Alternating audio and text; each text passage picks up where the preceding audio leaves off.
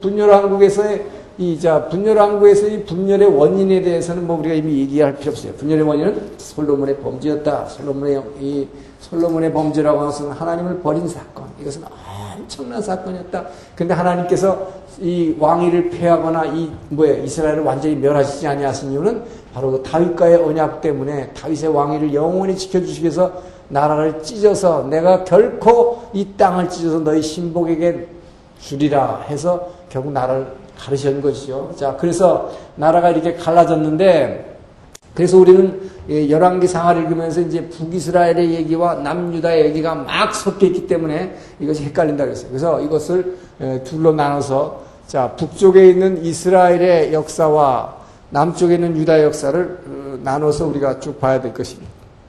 자, 그래서 먼저 이 북이스라엘의 역사인데, 이 초대왕 여로보암.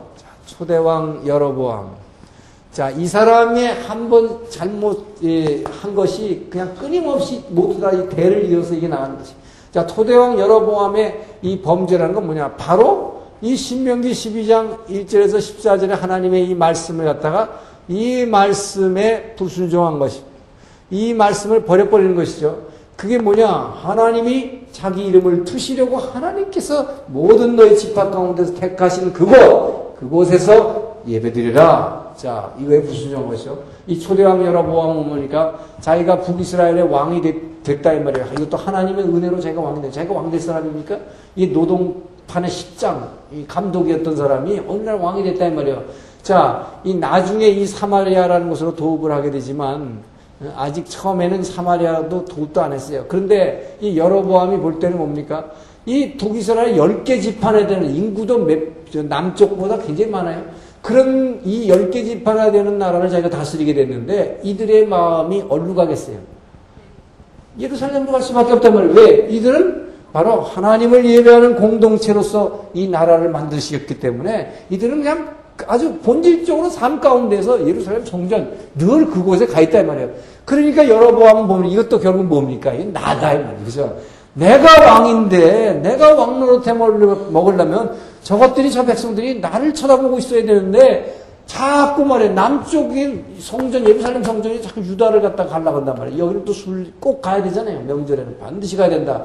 자, 그렇게 되면 뭐예요? 이들의 마음이 나를 떠날 것이다. 나는 왕으로 섬기겠느냐? 이게 전부 이게 내 생각이죠. 그러니까 사람들은 뭐예요? 하나님의 말씀보다는 전부 내가 생각해. 그러니까 이게 선악과다. 내가 선악과다고 생각하는 거. 그래서 만들어낸 게 뭐예요? 이게 베델과, 자, 이 베델과 이 단에다가 금송아지 산당을 쌓는 사건이죠. 그죠? 자, 금송아지 산당을 갖다가 만들고, 그래서 결국 금송아지 우상숭배로 이 북이스라엘의 19명의 왕들이 앞으로 쭉 걸어갈 길은 전부 뭐로 행했다? 여로보암의 길로 행하였더라. 자, 이걸로 나오는 거예요. 그래서 이 아까 신명기 12장 1절에서 14절의 말씀, 이 말씀이 결국 뭘로 구분되냐 하면 이것은 다윗의 길이었느냐, 여로보암의 길이었느냐. 자, 이것입니다. 이 두 가지로 이 왕들의 신앙을 갖다 그대로 갈라버리는 것이죠. 이것이 판단 기준이 됐다. 다윗은 곧 성전 신앙이요, 여로보암은 뭐예요? 금송아지 산당. 이게 금송아지 산당이라는 건 내 멋대로 내가 원하는 곳에다가 성전을 짓고 여기서 제사드리면 된다는 것입니다. 하나님이 여기만 임재하라는 법이 어딨냐? 그래서 요거를 금송아지로 살짝 바꿔버리는 거지. 법궤를. 그래서 이 금송아지가 있고 요 밑에다가 제단만 나가지고 여기다 피만, 짐승의 피만 제사장이 여기 갖다 쏟아 부으면 하나님이 여기 이제 안 한다는 법이 어딨냐 이 말이죠. 이것이 바로 여로보암이 만들어낸 법이다. 이것이 금송아지 산당이었다는 것이죠. 자, 그래서 이게 바로 이게 내가 먹으면 내 마음대로 예수 믿는 거, 내 마음대로 하나님 믿는 거. 오늘날 이런 사람들은 많아요. 그래서 자기가 말이에요. 교회 다닌다 그러면서 자기가 하나님 믿는 방법을 자기가 딱 정해버려. 네? 뭘 하든지 자기가 섬기는 게 있어요. 그러면 나는 주일날 가서 난 그것만 하면 돼. 나는 그것만 하면 난 잘 섬겨. 하나님 잘 섬긴 거예요. 나는 최선을 다하고 있어요. 예, 그런단 말이죠. 그러나 여러분, 내가 봉사하는 거, 그거 굉장히 물론 중요합니다. 그리고 하나님 귀히 보십니다. 그러나 더 진짜 중요한 건 내가 이게 봉사하고 있기 때문이가 아니라 끊임없이 뭐야. 내가 그 주님만 사모하는 거 아니에요. 그 주님이 내가 원하시는 그것을 내가 맞춰드리기 위해서 오늘도 이 시간도 내가 움직이고 있는가. 이거다 이 말이에요. 예? 그런데 오늘날 교회에서의 많은 문제들이 바로 내가 그 하나님 섬기는 거를 이 여로보암 길처럼 금송아지 산다고 다 하나님 믿어요. 하나님 섬겨요. 주님 믿어요. 그런데 뭐예요? 내가 맹길어 버리는 거예요. 하나님이 내게 원하시는 대로 하지 않는 거예요. 내가 맹들어 버리고 나는 그것만 딱 하면 땡! 이제 더 이상 없어. 이러고 그냥 자기 멋대로 사는 거예요. 이게 내가 복음이 돼버린단 말이죠. 그러면서 특히 오늘날 교회에서의 문제는 성령을 제한하는 거예요. 이 성령을 제한하는 거. 제가 이 외국에 이 해외에 있는 이민교회를 많이 다녀보니까요. 교회들이 한 문제점이 이거더라고요. 교회 열심히 섬기고 성경 공부도 많이 하고 뭐 그러는데 성령 얘기만 하면 그거 좀 곤란한데 이렇게 막는 데가 있어요. 그런 교회들이 너무 많다. 이 성령을 제한. 그러나 뭡니까? 사실은 이 교회가 탄생하는 건 뭐예요, 여러분? 사람이 모여서 교회가 탄생하는 게 아니다 이 말이에요. 어떨 때 교회가 탄생했어요? 제자들과 120명이 뭐예요? 바로 예수님 부활하신 주님의 명령대로 어떻게 했을 때 함께 모여 기도하고 있을 때 성령이 임재함으로 성령이 임재할 때 교회가 탄생한 것입니다. 사람 모였다가 교회가 탄생하는 거 아니에요.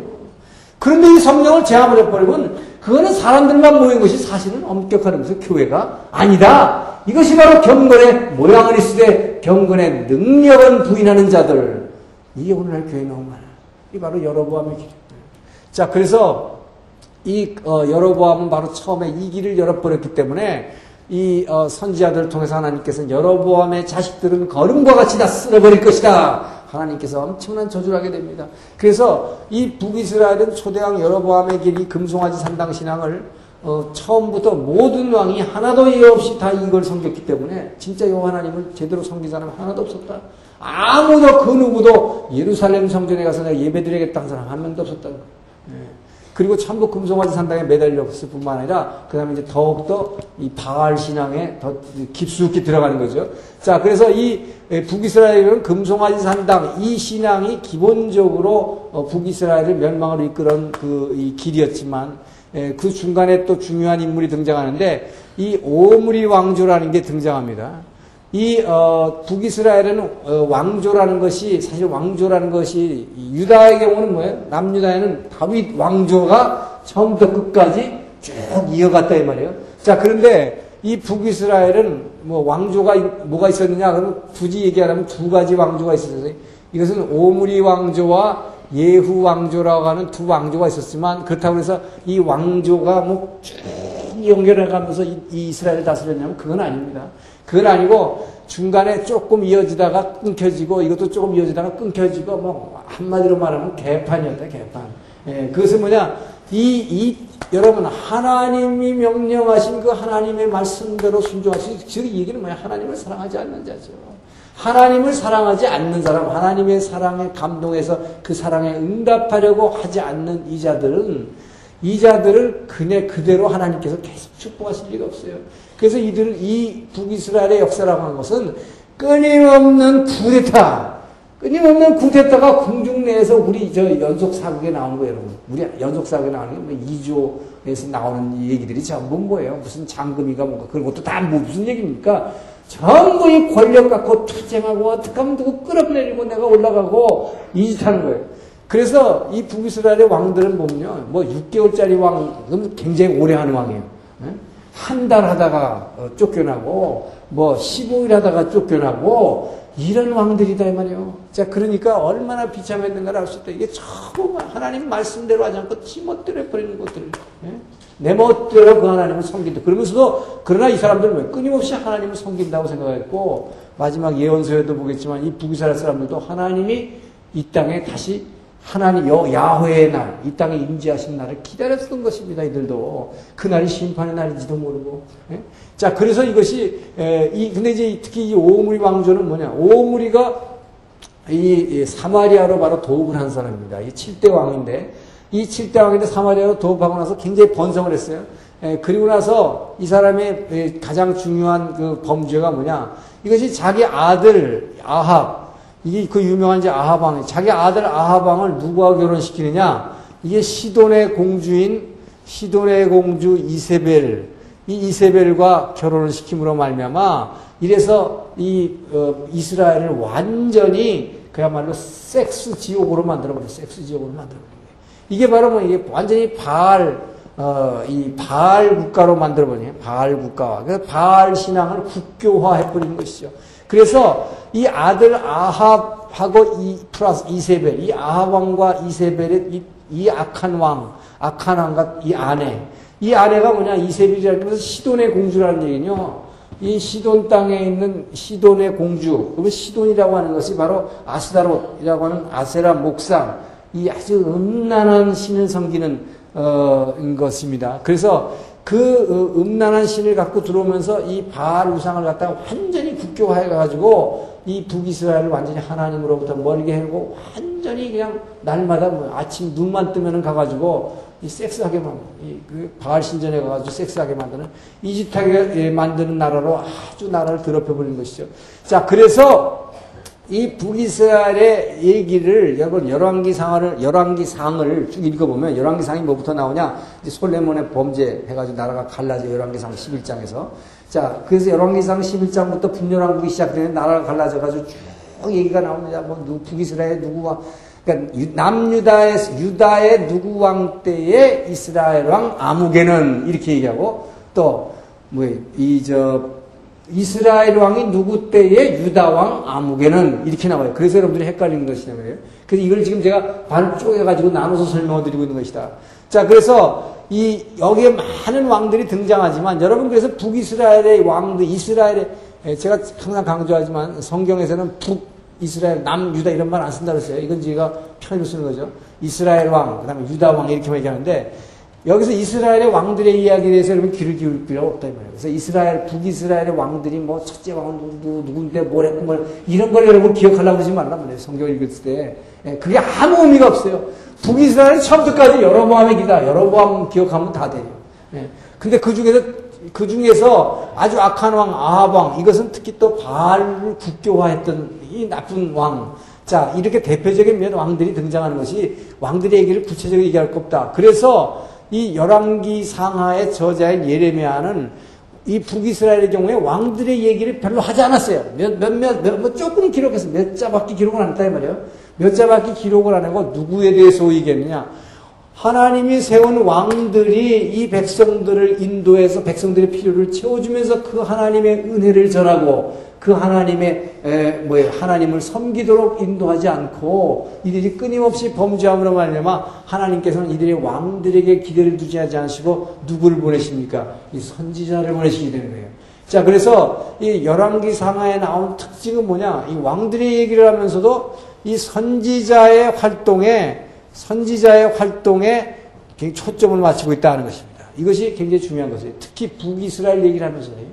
유다 왕국의 경우에는 거기서도 선지자의 역할이 많이 나오긴 하지만 북이스라엘의 경우는 그게 뭡니까? 열왕기상 17장부터 벌써 11장에서 분열이 됐는데 17장까지가 되니까 거기서부터 뭐예요?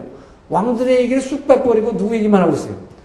선지자 엘리야의 얘기를 하고 있다 이 말이에요. 열왕기상과 열왕기하가 넘어가는 게 뭐가 달라요? 선지자 엘리야가 그의 제자 엘리사로 바뀌는 얘기로부터 이렇게 선지자 얘기로 북이스라엘 얘기를 하면서는 왕들의 얘기를 할 말이 없어요. 전부 다 여로보암의 길로 행하거나 아니면 이 아합 왕조처럼 오므리 왕조에 속하는 아합 왕조처럼 아합 왕조라고 하는 건 따지고 보면 이 오므리 왕조라고 그러지만 이 오므리 왕조라는 건 뭐냐면 아합 왕과 그 네 아들이 계속 돌아가면서 왕을 해먹는 거예요.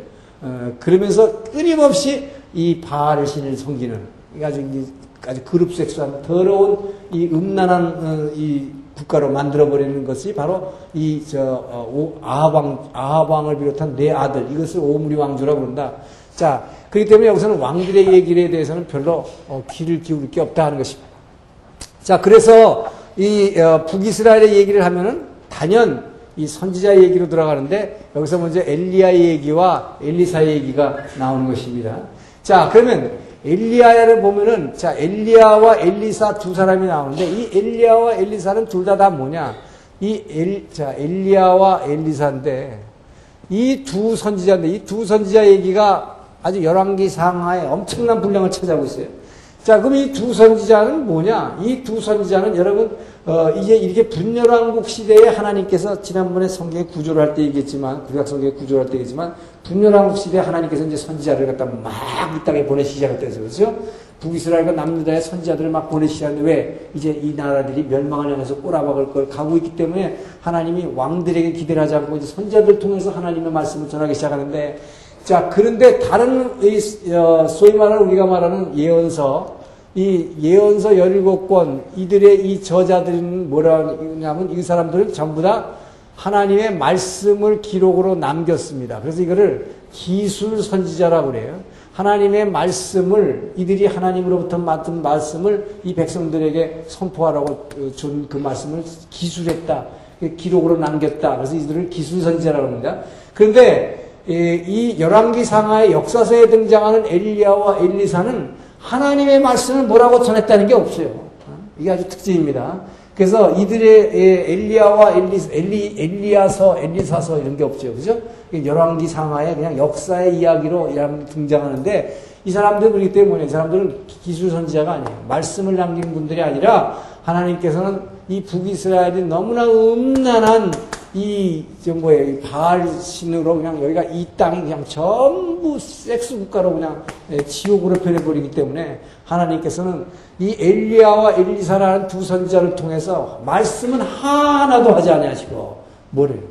이들의 삶 가운데에서 이들의 이적과 기사를 통해서 하나님이 살아계시다는 것을 이들의 삶으로 증거하고 있다.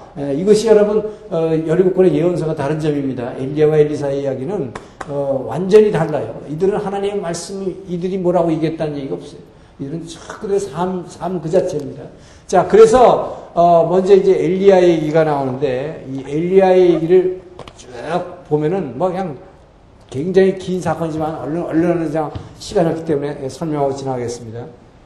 자, 엘리야는 기본적으로 엘리야와 엘리사의 사명은 뭐냐? 바로 이 추악한 아합 왕 일가들과 대결하기 위해서 하나님께 보내신 것입니다. 그래서 이들로부터 뭐예요? 이 백성들을 갖다가 빼내서 하나님이 살아계시다는 것, 여호와 하나님만이 우리의 진짜 살아계신 하나님이라는 것을 증거하기 위해서 결국 뭐라고 써요? 바알 신앙이라는 게 뭐라고 써요? 우리가 이 땅에서 살아가는 거, 먹고 사는 것, 즉, 이 땅에서 먹고 사는 양식을 우리에게 주는, 이 신이 바로 우리의 몸을 육신을 갖다 먹여 살리는 것이 살아계신 하나님이냐, 아니면 바알신이냐는 것이죠. 그래서 이 땅에 비를 내려주는 신이 바알이냐, 하나님이냐 하는 것인데, 이 바알신이라는 것은 뭐라고 그랬어요? 내 육신이 언제든지 육신이 정욕이 동할 때마다 내가 그야말로 그 짓이 하고 싶으면 섹스하고 싶으면 무조건 바알신전에 가가지고 섹스만 하면 뭐예요? 먹고 사는 게 생겨난다. 세상에 이런 축복이 어디냐 말이야. 너무나 쉽고 너무나 하기 쉬운 축복. 그러니까 전부 다 그걸 따라가기 시작하는데 바로 그 정말 너무나 지저분하고 더러운 이 바알 종교 이것을 하나님께서는 이 땅에서 이스라엘에서 완전히 없애버리기 위해서 엘리야와 엘리사를 보내셔가지고 바로 그런 바알, 그 더러운 짓 해가지고 하는 그 바알이 너희를 먹여 살리시니 절대 아니고 여호와 하나님만이 너희를 진짜 먹여 살 수 있는 하늘에서 비를 내리는 신이다 라는 것을 바로 이 아합 왕 일가들과의 대적을 통해서 그들을 완전히 제거하기 위해서 보낸 게 엘리야와 엘리사입니다. 자, 그래서 이 엘리야의 활동이라는 건 전부 뭐하고 관계되느냐? 이 바알 신앙과 대적하는 거죠. 아합 왕과의 대결이죠. 자, 그래서 이 엘리야는 이 아합 왕과의 대결입니다. 그래서 엘리야가 하는 많은 이 역사가 나오지만 제일 먼저 이 사마리아에서 선전포고를 해요. 그래서 선전포고를 하는데 뭡니까? 이 선전포고의 내용은 내가 기도하지 않으면 자, 기도 않고는 비가 오지 않는다는 것입니다. 이게 아주 그냥 한마디 메시지예요. 그죠? 그러니까 이 땅에 비를 내려줘서 우리가 이 땅에서 먹고 살 수 있게 하는, 이 먹고 살게 하는 게 하나님이냐, 바알이냐 하는 건데, 이 내가 하나님께 엎드려서 기도하지 않고는 절대로 이 땅에 비가 안 내릴 것이다 라고 선포하죠. 자, 그런데 그렇게 선포해 놓고선 어디로 하나님께서 가라고 그러냐? 그릿 시내가라고 그러는데, 이게 예루살렘 성에서 여기 여리고가 있으면 이 여리고로 내려가는 길에 요 광야 있는 요쪽에 어디에 이 그릿 시내가라고 있습니다. 이 그릿 시내가에 가가지고 까마귀가 뭐예요? 까마귀가 물어다 주는 먹이를 먹고 연명하고 살게 하죠. 그런데 까마귀가 주는 먹이를 먹고 살았는데 이 실제로 뭐예요? 여러분 하나님이 선포하라고 이 말씀이 이건 그냥 정말 농담이 아니라 장난이 아니라 내가 기도하지 않으면 이 이스라엘 땅에 절대로 비가 한 방울도 내리지 않을 것이다. 자, 그 말씀대로 뭡니까? 사무엘에 하나님이 함께 하시니 사무엘의 말이 하나도 땅에 떨어지지 않았다는 말씀처럼 바로 엘리야의 하나님이 함께 하시니 엘리야가 하는 그 말이 하나도 땅에 떨어지지 않는 것입니다. 내가 하나님께 기도하지 않았더니 진짜로 뭐예요? 시냇물이 말라버렸단 말이에요. 시냇물이 말라버리니까 뭡니까? 까마귀가 모기를 갖고 올 수 있어 없어요? 그것도 못하는 것이죠. 자, 그래서 그것도 안 되니까 하나님께서 어디로 가라느냐? 저 시돈 땅에 있는 이 사르밧 과부에게 가라 그럽니다. 그래서 이 사르밧 과부에게 갔더니 사르밧 과부에서 가가지고 거기서 3년 반을 기다리라고 하나님 명령하세요. 아, 그래서 거기 가보니까 뭐야 엄청난 먹는 것이 뭐 거기 풍부할 줄 알았더니 그곳에 가니까 뭐야 정말로 엘리야가 하나님께 기도하지 않으니까 이 땅에 엄청난 기근이 일어나면서 먹을 것이 하나도 없어지게 되니까 뭐라고 되어 있습니까? 사르밧 과부의 경우는 이제 먹을 것 남은 것이라고는 이 가루, 통에 가루 조금 한 줌하고, 그 다음에 기름병에 기름 몇 방울 남았단 말이죠. 그래서, 거기 근데 가가지고는 이 엘리야가 뭐라냐, 나한테 물 좀 달라. 자, 그러면서, 네가 먹을 거 있으면 나한테 복량하라 그러죠. 예, 그러니까 이 여인의 대답이 너무나 비참하지 않습니까? 우리가 아는 대로 뭐예요? 지금 바로 이게 가루 한 줌하고 이제 기름 한 방울 남아서 이걸로 떡을 만들어서 먹을 게 너무 없어서 참다 지금 뭐 얼마나 굶었는지 알 수 없어요. 한 달을 굶었는지 요거 하나만 남았는데 그래서 너무 힘들어서 요거 아들하고 둘이서 요거 하나 떡 한 덩어리 만들어서 먹고 우리 둘이 지금 자살하려고 지금 세상에 그런 사람한테 가가지고 벼룩이 간을 내먹지 그거 네가 먹지 말고 나를 줘라 이런 것이란 말이에요. 이게 가능하겠는가? 근데 뭐라고 그랬냐 엘리야가 내가 만약에 그것을 믿음으로 내게 준다면 뭐예요? 하나님께서 앞으로 3년 반 동안이나 엄청난 기근이 있을 텐데 사람들이 다 굶어 죽을 텐데 내 통에 가루가 떨어지지 않을 것이며 내 병에 그 기름이 항상 넘쳐날 것이라고 하는 이 말씀을 했을 때 이 여인이 사르밧 과부가 믿음으로 그거를 줬다. 라는 성경에 써 있으니까 여러분 같이 주겠어요? 네? 예수님께서 이 여인을 나중에 엄청나게 칭찬하시잖아요. 신약에서 보게 되면. 그죠? 그 옛날에 과부가 한 사람이었겠느냐? 그런데 사르밧 과부 같은 믿음을 보겠느냐? 그랬어요. 네? 이게 엄청난 믿음인 것입니다.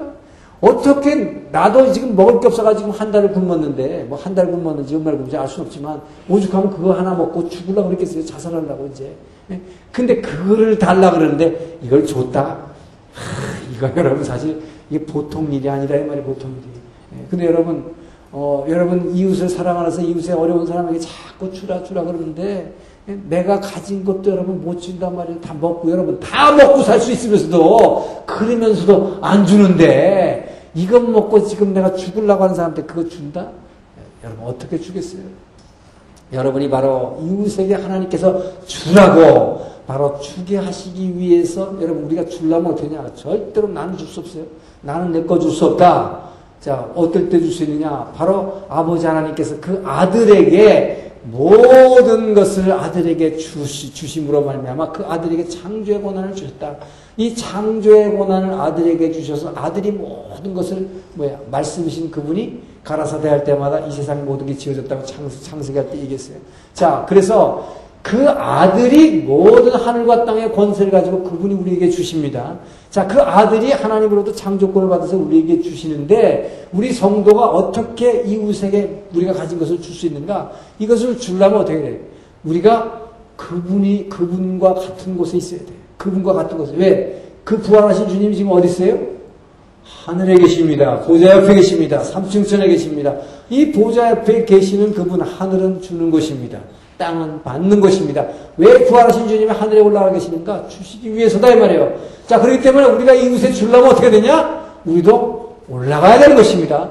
자, 그래서 에베소 2장 6절은 뭐라고 얘기했냐? 또 함께 일으키사 보좌 옆에 어떻게 하셨다고 그랬어요? 보좌 옆에 앉히시니. 여러분 굉장히 중요한 말입니다. 예수님이 부활하실 때 이미 그 아버지 하나님께서는 우리 성도들을 어떻게 했어요? 앞으로 모든 성도들을 보좌 옆에 예수님과 함께 앉히셨다. 여러분 이걸 보니까 분명해지는 것은 죽어서 천당 가는 거 아니다 이 말이에요. 우리 성도들은 어디 있어? 이미 우리는 비록 몸을 발을 땅에다 비비고 지금 이루고 살고 앉았지만 여러분 우리 성도들은 주님 부활과 함께 보좌 옆에 우리는 앉힌 사람이에요. 여러분의 영의 실상은 이미 천국에 가 있는 것입니다. 자, 그래서 우리 성도들의 위치라고 하는 것은 지금 땅을 디디고 살고 이 세상에서 아직도 죄 짓고 살지만 우리의 영은 이미 예수님 부활하실 때 주님 옆에 앉히셨어요. 그렇기 때문에 우리는 이미 천국에 가 있는 것이다. 그런데 우리가 이 땅에 있는 동안 왜 천국을 누리지 못하느냐? 왜 천국을 누리지 못하느냐? 우리는 바로 그 보좌 옆에 앉아있는 우리의 영의 실상을 그걸 느끼지 못하는 이유가 뭐냐? 이것이 바로 우리가 기도하지 않기 때문이다. 이 우리가 보좌 옆에 앉혀지는 이것을 느끼고 체험하는 것, 이것이 뭘 통해서? 기도를 통해서 여러분. 우리가 기도를 통해서 이 보좌 옆에 이 축복을 우리는 체험할 수 있다는 것입니다. 이것이 바로 영으로 기도하는 사람에게 놀랍게도 주어지는 하나님의 은혜다 하는 것입니다. 그렇기 때문에 이것은 여러분이 그냥 우리 말로 정말 뭐 이것 주세요, 저것 주세요 하는 기도 가지고는 절대로 이런 걸 체험할 수가 없어요. 그래서 이 성령의 인도하심을 받아서 기도할 때, 우리가 그 보좌 옆으로, 전에도 얘기했지만, 에스겔에서 얘기하는 것은, 에스겔 선지자가 얘기하는 것은 그 하나님께서는 끊임없이 우리를 하나님의 영이 나를 위로, 천지 사이로 들어 올리시는데, 끊임없이 우리는 이 땅에서 나라고 하는 껍질에 자꾸 갇혀서 나밖에 없고, 나를 자꾸 묶으려고 하지만, 하나님께서 우리를 기도할 때 우리를 들어 올리신다. 오죽 급하면 그냥 머리카락을 갖다 꽉 잡아가지고 막 끌어 잡아 당기겠어요. 에스겔에서, 그죠? 에스겔 3장 12절. 우리를 그냥 막 갖다 막 계속 끊임없이 올려요. 그래서 이렇게 하나님께서는 그 보좌 옆으로 우리를 계속 들어 올리려고 하는 일을 하고 계시는데 그것이 언제 가능한가? 우리가 기도를 통해서 가능하고 또 두 번째는 뭐냐? 더 중요한 것은 하나님 말씀에 순종하는 삶. 이 말씀에 순종하는 삶을 우리가 살게 되면 말씀에 순종하는 삶을 살게 되면 그분 안에 거하게 되기 때문입니다. 예수님께서 뭐랬냐? 내가 아버지의 계명을 지켜 아버지 안에 거하는 것 같이 너희도 내 계명을 지켜 내 안에 거하라 그랬어요. 그렇기 때문에 여러분 그 주님 안에 거하는 게 주님 어디 계세요? 주님 보좌 옆에 계시기 때문에 우리가 그 주님 안에 거하려면 어떻게 되냐? 계명을 지키는 자. 그 말씀에 순종하는 삶을 끊임없이 여러분이 삶 가운데 말씀에 순종하고 사는 사람은 그분의 보좌를 느낍니다. 보좌 옆에 계신 그 축복을 느낍니다. 언제 느끼냐? 그것도 기도할 때 느낄 수 있어요. 그렇기 때문에 여러분 하나님의 말씀에 순종하는 삶 이게 얼마나 중요한지 모른다. 그렇기 때문에 결국은 뭐냐? 우리 예수 믿는다는 거 이 목적이 결국 뭐냐? 결국은 그 순종하기 위한 거예요. 하나님 말씀 왜 여러분 여기 와서 앉아서 배우는 거예요? 이거 배워가지고 이 자리에서 은혜 받고 오늘 은혜 받았다 눈물을 흘렸다 그게 중요한 게 아니다 이 말이에요. 뭐예요? 그 말씀대로 순종하려고 그래서 배우는 거다 이 말이에요. 근데 순종하려면 어떨 때 순종할 거다? 기도만 하면 절대 말씀대로 내가 움직일 수 없다. 말씀에 순종할 수 없다. 그래서 그게 중요하다고 그랬어요.